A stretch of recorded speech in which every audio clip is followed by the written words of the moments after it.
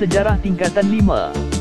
Bab 3. Raja berperlembagaan dan demokrasi berparlimen. Amalan demokrasi dan pengasingan kuasa. Demokrasi berparlimen diterima sebagai sistem pentadbiran negara. Ciri demokrasi seperti amalan pilihan raya, jaminan kepada kebebasan asasi serta pembahagian kuasa pada peringkat persekutuan dan negeri dinyatakan secara jelas dalam perlembagaan persekutuan. Amalan pilihan raya. Pilihan raya ialah elemen penting yang menandakan wujudnya amalan demokrasi di negara kita. Pada asasnya, pilihan raya umum diadakan dalam tempoh 5 tahun. Pilihan raya diadakan sejak negara kita mencapai kemerdekaan, membuktikan amalan demokrasi dilaksanakan di Malaysia sehingga hari ini. Kempen pilihan raya membolehkan rakyat mengenali calon dan memahami manifesto parti yang bertanding. Rakyat menyemak nama pada daftar pemilih sebelum mengundi. Undian dilakukan dengan menggunakan prosedur yang telus dan sistematik. Undi ialah rahsia dan merupakan bukti keabsahan kerajaan yang dipilih rakyat. Sebagai rakyat dalam sebuah negara demokrasi, kita sewajarnya memahami kepentingan pilihan raya yang memberikan mandat untuk membentuk kerajaan. Warga negara yang layak mengundi perlu menunaikan hak dan tanggungjawab melalui pilihan raya untuk memilih pemimpin berwibawa bagi mencorakkan pemerintahan demi kemakmuran negara. Kebebasan asasi. Kebebasan asasi atau hak asasi merupakan hak yang dimiliki oleh seseorang individu di sisi undang-undang. Perlembagaan persekutuan menggariskan peruntukan berkaitan dengan kebebasan asasi. Antaranya termasuklah kebebasan diri, kebebasan beragama, hak berkenaan dengan pendidikan, serta kebebasan bersuara, berhimpun dan berpersatuan. Kebebasan asasi berdasarkan perlembagaan persekutuan. 1. Kebebasan diri. Tiada seorang pun boleh diambil nyawanya atau dilucutkan kebebasan dirinya kecuali mengikut undang-undang. 2. Kebebasan beragama. Islam ialah agama persekutuan. Penganut agama lain boleh mengamalkan agama masing-masing. 3. Hak berkenaan dengan pendidikan. Tidak boleh ada diskriminasi terhadap warga negara atas alasan agama, ras, keturunan atau tempat lahir. 4. Kebebasan bersuara, berhimpun dan berpersatuan. Setiap warga negara berhak kepada kebebasan bersuara, berhimpun secara aman dan membentuk persatuan. Pengasingan kuasa dalam pemerintahan. Pengasingan kuasa diamalkan sejak negara mencapai kemerdekaan hingga hari ini. Kuasa pemerintahan di negara kita dibahagikan kepada 3 badan, iaitu Badan Perundangan atau Legislatif, Eksekutif atau Pelaksana, dan Kehakiman atau Judisiari. Kuasa badan tersebut ditentukan oleh Perlembagaan Persekutuan yang di-Pertuan Agong sebagai Ketua Utama Negara merupakan punca kuasa kepada ketiga-tiga badan ini. Badan Perundangan. Badan Perundangan berfungsi menggubal undang-undang. Badan Perundangan pada peringkat kerajaan persekutuan ialah Parlimen. Badan Perundangan pada peringkat kerajaan negeri pula ialah Dewan Undangan Negeri atau DUN. Parlimen. Parlimen ialah badan perundangan tertinggi di Malaysia. Parlimen terdiri daripada 3 komponen, iaitu yang di-Pertuan Agong, Dewan Rakyat dan Dewan Negara. Parlimen merupakan lambang demokrasi dan mencerminkan aspirasi rakyat melalui perwakilan yang dipilih. Parlimen berkuasa menggubal undang-undang. Selain itu, Parlimen juga boleh membuat pindaan undang-undang persekutuan sedia ada, menyemak dasar kerajaan, meluluskan perbelanjaan kerajaan, dan sistem cukai yang baharu. Yang di-Pertuan Agong. Salah satu komponen dalam badan perundangan. Dewan Rakyat atau Perwakilan. Dewan yang ahlinya dipilih oleh rakyat melalui pilihan raya. Menggubal dan meluluskan undang-undang pada peringkat Dewan Rakyat. Dewan Negara atau Senat. Dewan tertinggi dalam sistem perundangan negara.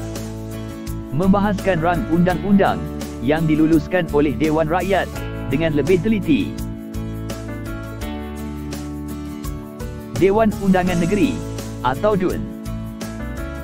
Di Malaysia, terdapat DUN di setiap negeri, kecuali bagi wilayah Persekutuan Kuala Lumpur, Labuan, dan Putrajaya.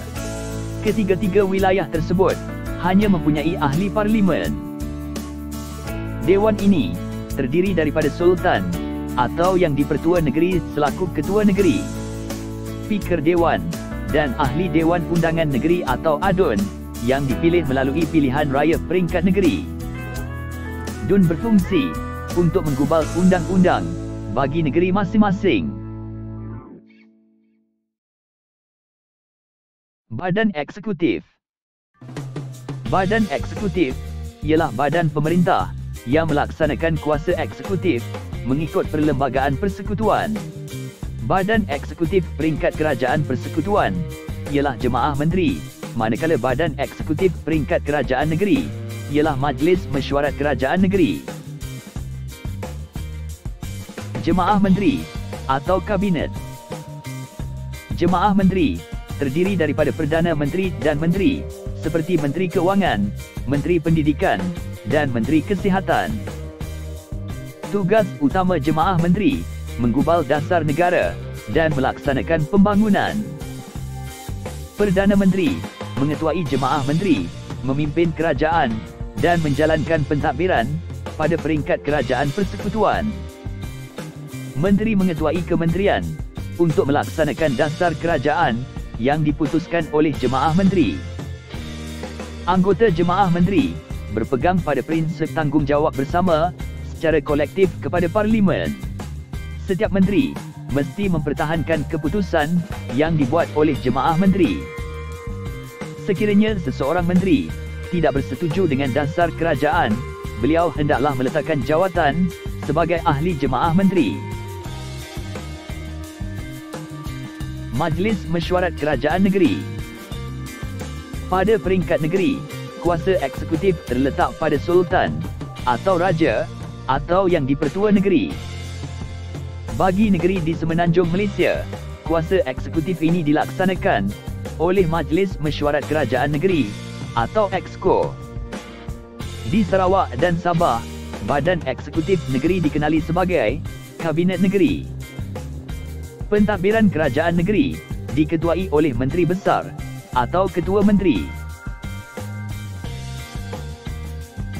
Badan Kehakiman. Badan Kehakiman ialah badan yang bertanggungjawab mentafsirkan dan melaksanakan undang-undang serta mempertahankan perlembagaan persekutuan. Badan Kehakiman diketuai oleh Ketua Hakim Negara. Kuasa Badan Kehakiman dilaksanakan oleh Mahkamah. Hakim dilantik untuk memastikan sistem kehakiman dan keadilan ditegakkan di negara kita. Peranan Badan Kehakiman adalah untuk mengadili pertikaian antara pemerintah dengan rakyat mahupun sesama rakyat.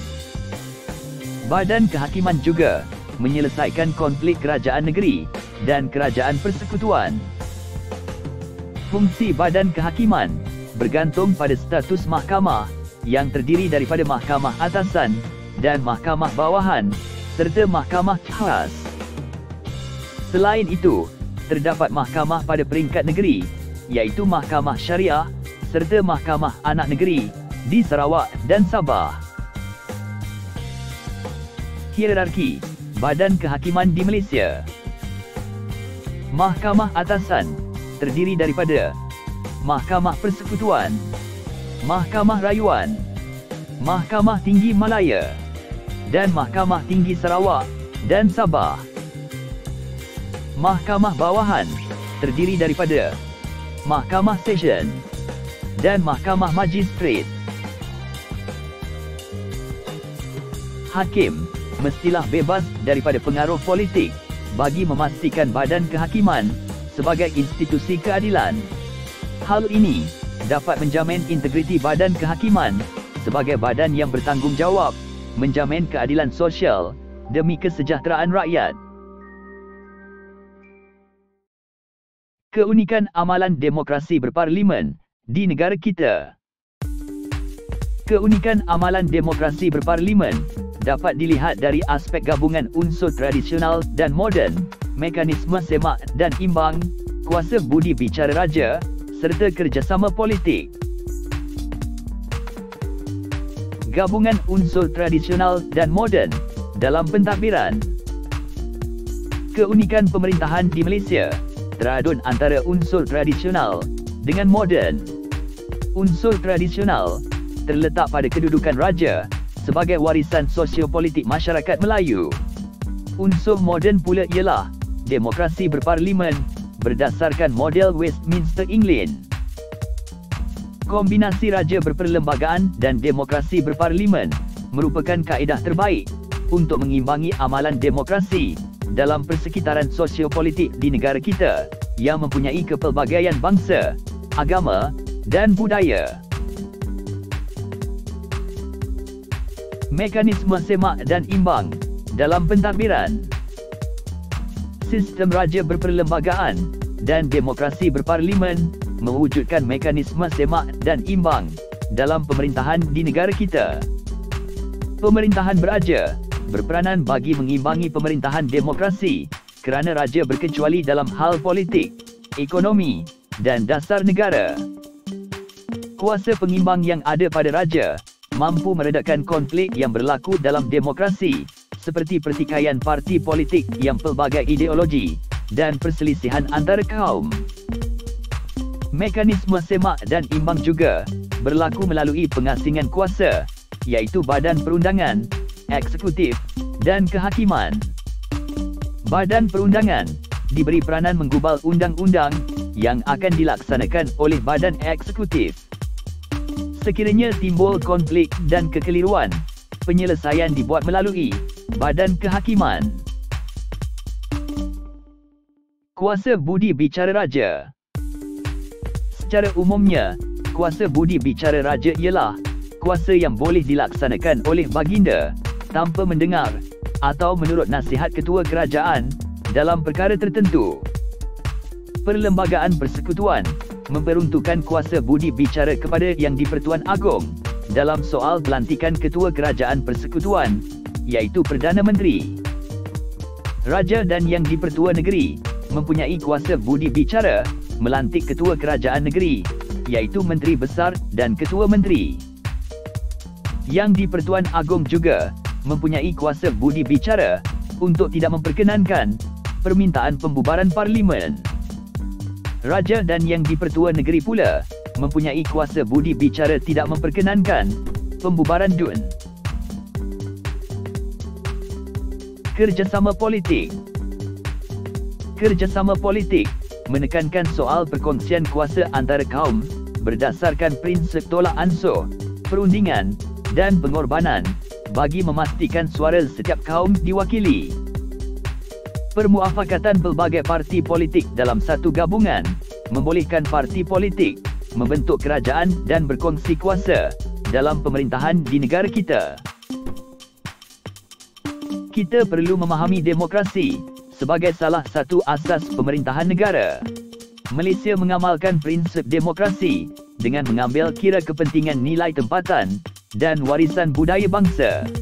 Demokrasi berparlimen dilaksanakan di negara kita dengan cara tersendiri yang mengutamakan kestabilan politik dan kesejahteraan rakyat.